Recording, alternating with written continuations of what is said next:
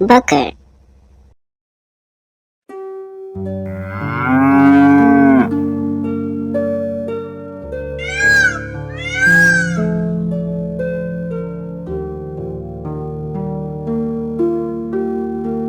एक बार की बात है, सीतापुर गांव में चमक नाम का एक व्यक्ति रहता था। चमक एक बुजुर्ग व्यक्ति था। उसकी कोई संतान नहीं थी। काश हमारी भी कोई संतान होती तो हम दोनों का सहारा बनता। आज आपको इस बुढ़ापे में काम नहीं करना पड़ता। सीता, तुम क्यों चिंता करती हो? अब जो भाग्य में लिखा है वही मिलेगा, उससे ज्यादा कुछ नहीं। चमक राजा के घर में पिछले 30 साल से काम करता था। चमक राजा के घर नौकर का काम करता था।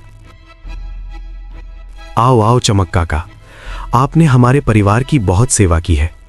पहले आपने मेरे पिता की सेवा में कोई कसर नहीं छोड़ी और अब आप मेरे और मेरे परिवार के लिए इतना कुछ कर रहे हैं।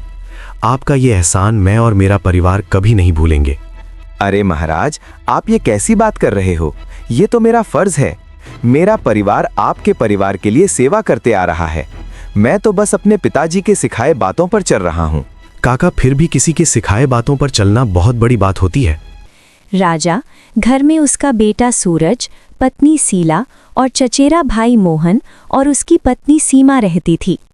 मोहन और सीमा लालची स्वभाव के होते हैं। दूसरी ओर मोहन और उसकी पत्नी सीमा मंत्री चांद बात कर रहे होते हैं। चांद की बात सुन के मोहन और सीमा के मन में राजा के लिए नफरत जाग जाती है, जिसका फायदा उठा के चांद अपनी बात उन दोनों को बताता है। अरे अरे महाराज, आप दोनों बैठे यहाँ बात कर रहे हो। उधर महाराज अपना सारा राज्यपाठ अपने बेटे सूरज को सौंपना चाहते हैं। अगर महाराज अपने कार्य में सफल हुए तो आप दोनों के पास कुछ नहीं होगा। और मैं आप दोनों को इसलिए बता रहा हूँ क्योंकि मैंने आप दोनों का नमक खाया है। क्या अब हम उस बच्चे के टुकड़ों पर पलेंगे? नहीं नहीं, ऐसा नहीं हो सकता। कुछ करो महाराज। हे भगवान, मैं करूं भी तो क्या? महाराज तो मेरी कोई बात नहीं सुनेंगे। महाराज, अगर आप मंजूरी दो तो मेरे पास एक उपाय है, पर मुझे बुरा मत समझना। मैं तो आपकी ही भलाई चाहता हूँ।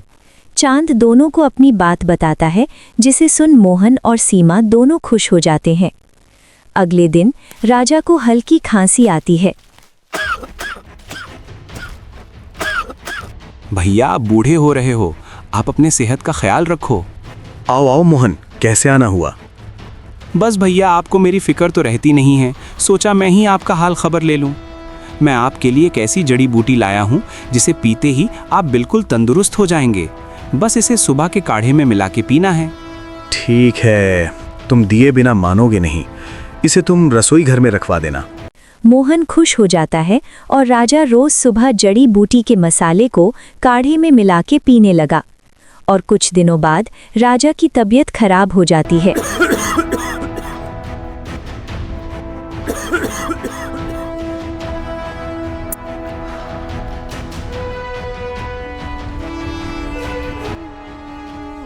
ये अचानक से पिताजी को क्या हो गया? राजा को देखने मोहन आता है।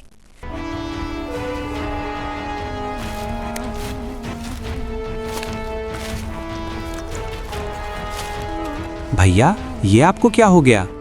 आप फिक्र न करो सूरज, मैं किसी अच्छे वैद्य को बुलाता हूँ। भैया जरूर ठीक हो जाएंगे। तो चचा, जल्दी से बुलाओ पिताजी को ठीक करे। ठीक है, तो जल्दी से भैया के अंगूठे का निशान लगवा दो इस कागज पर, ताकि मैं उस वैद्य को संदेश भेज सकूं। मोहन कागज पर राजा के अंगूठे का निशान लेके चला जाता है।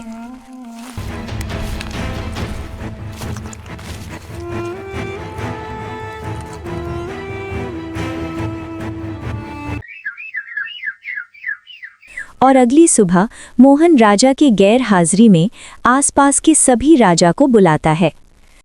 आप सबका शुक्रिया कि आप सब मेरे बुलाने पर आए, और ऐसा ही प्यार आगे बनाए रखना, क्योंकि राजा जी मेरे बड़े भाई बीमार हैं और कभी भी उनकी मृत्यु हो सकती है। तो राजा ने अपना सारा कार्य और अपनी सारी संपत्ति मेरे नाम कर दी है। ये देखो सबूत, इस पर उनके अंगूठे का निशान है। मैं जल्द ही राज तिलक करूंगा और आप सबको उस समारोह पर आना होगा। ठीक है मोहन, हम जरूर आएंगे। मोहन खुश हो जाता है। दूसरी ओर नौकर के एक मुखबिर ने नौकर को महल में हो रहे सब जानकारी देता है और राजमहल में राजा बीमारी के वजह से मर जाता है।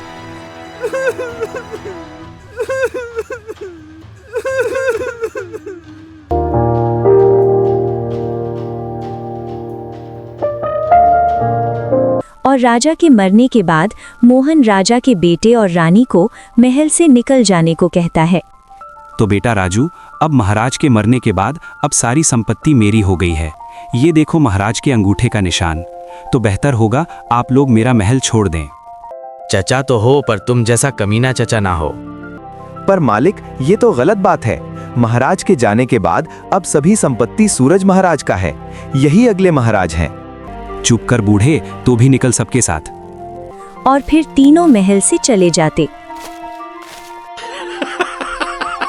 महाराज, आप दोनों मेरे घर चलिए। मेरे होते हुए कहीं और जाएं, मुझे अच्छा नहीं लगेगा। काका, हम आपको परेशान नहीं करना चाहते। आप दोनों मेरे घर रहो, मुझे बहुत खुशी होगी और कोई ना कोई हल मैं जरूर निकाल लूंगा। सीता, ये महारानी और छोटे राजा सूरज हैं। आप दोनों का स्वागत है हमारे छोटे से घर में। काका, हमें माफ करना, हमारी वजह से आपको परेशानी हो रही है। मैं उस बेईमान को नहीं छोड़ूंगा। सूरज बेटा, आप चिंता मत करो, मैं हूं और मैं आपको राजा बना के रहूंगा। दोनों नौकर के घर आ जाते हैं। महाराज, वो सब तो महल से चले गए, पर वो सब चुप नहीं रहेंगे। हमें उन पर नजर रखना होगा। चांद, तुम ठीक कह रहे हो। तुम उन सब पर नजर रखो और मुझे बताना, ताकि मेरे राजा बनने में कोई बाधा ना आए।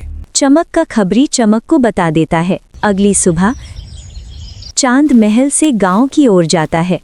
चमक और सूरज आपस में बात करते हैं। सूरज बेटा, आप चिंता मत करो। आपका ये महल आपके पास नहीं रहा तो क्या हुआ? और चांद दोनों की बातें छुप के सुनने लगता है। आपके पिता महाराज ने गांव के बाहर इससे 4 गुना संपत्ति छुपा के रखा है। क्या सच में काका? हाँ बेटा, तुम उस संपत्ति से दोबारा से एक नया राज्य बना सकते हो।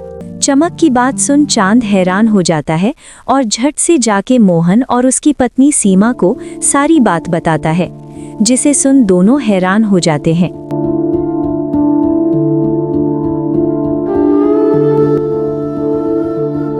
अब क्या करें, वो तो अभी भी हमसे ज्यादा अमीर है।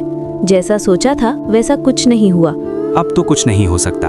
मेरे पास एक उपाय है। चांद, हमारे पास कोई रास्ता नहीं है, बोलो क्या कहना है? जी महारानी, क्यों ना हम उनसे एक सौदा करें। अगर वो लोग गांव के बाहर छुपाई हुई संपत्ति हमें दे दें, तो हम उन्हें दोबारा ये राजपाट वापस कर देंगे। अरे वाह, क्या सुझाव दिया है। हम कल ही उन मूर्खों के पास जाते हैं। तुम लोग यहाँ क्या कर रहे हो? चले जाओ यहाँ से। लगता है तुम्हें अपना राज्य वापस नहीं चाहिए। तुम कहना क्या चाहते हो? देखो, हमें पता है उस खजाने के बारे में जो महाराज ने गांव के बाहर छुपाया है। अगर तुम हमें उस खजाने के बारे में बताओगे तो हम तुम्हारा सारा राजपाट वापस कर देंगे। तो ठीक है, पहले तुम आसपास के सभी राजा को बुला के उनके सामने छोटे महाराज को राजा बनाने की घोषणा करो। फिर हम तुम्हें खजाने के बारे में जानकारी देंगे, जो यहाँ के मुकाबले 3 गुना है। छोटे महाराज को अपने राज्य से प्यार है, तभी वो तुमसे ये सौदा करने को तैयार है। मोहन तो पहले सोचने लगता है। अरे मोहन, क्या सोच रहा है? उस खजाने के आगे तो ये दौलत कुछ नहीं है। ठीक है, मुझे मंजूर है। और फिर वो इस सौदे के लिए मान जाता है। मोहन 2 दिन बाद सभी राजाओं को बुलाता है और सूरज को राजा बनाने की घोषणा करता है। आप सबका शुक्रिया जो मेरे बुलाने पर आप सब आए। मैं ये सभी संपत्ति सूरज को वापस करता हूँ जो महाराज ने मुझे दिया था, और साथ ही सूरज को इस राज्य का राजा बनाता हूँ। अगले दिन तीनों खजाना पाने के लालच में गांव के बाहर जंगल में एक बड़े से गुफा के पास आते हैं और गुफा के अंदर जाते हैं। गुफा के अंदर से डरावनी सी आवाज़ आ रही होती है, लेकिन वो तीनों खजाना पाने के चक्कर में उस आवाज़ को नज़रअंदाज कर देते हैं और अंदर जाते ही उन तीनों के सामने 4 खूंखार शेर खड़े होते हैं।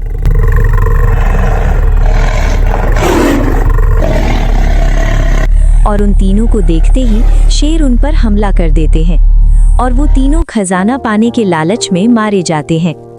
दूसरी ओर सिपाही महल में तीनों के मर जाने की सूचना देता है। सिपाही की बात सुन सूरज और बाकी लोग खुश हो जाते हैं। माँ, अगर चमक काका अपनी चतुराई ना दिखाते तो हमें अपना राजपाट दोबारा नहीं मिलता। अरे छोटे महाराज, ये तो मेरा फर्ज था।